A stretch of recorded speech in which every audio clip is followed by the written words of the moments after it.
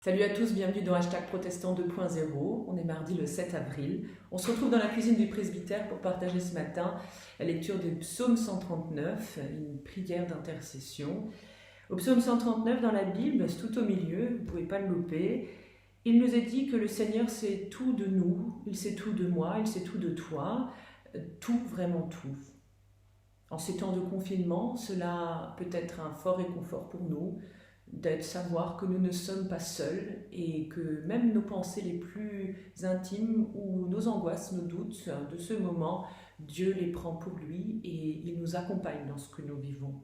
Il nous est dit, Seigneur, tu regardes jusqu'au fond de mon cœur.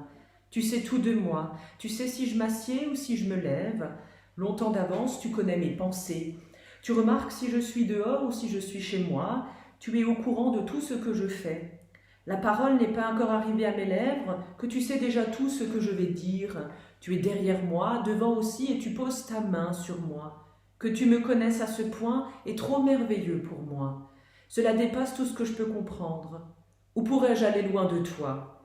Où fuir loin de ta présence? Si je monte au ciel, tu es là. Si je me couche parmi les morts, t'y voici. Si je m'envole jusqu'au soleil levant, ou si je vais m'établir au soleil couchant, même là, ta main me guide. Ta main droite ne me lâche pas. Si je dis que l'obscurité m'engloutit, qu'autour de moi le jour se fait nuit, pour toi l'obscurité devient lumière, et la nuit claire comme le jour. Ténèbres ou lumière, pour toi c'est pareil. C'est toi qui as créé ma conscience, qui m'as tissé dans le ventre de ma mère. Seigneur, merci d'avoir fait de mon corps une aussi grande merveille. Ce que tu réalises est prodigieux, j'en ai bien conscience. Oui, on peut se demander si la vie commence à la conception ou à la naissance. Ce psaume ne va pas nous dire clairement une réponse toute faite. Mais ce que nous pouvons comprendre, c'est que Dieu s'engage envers nous.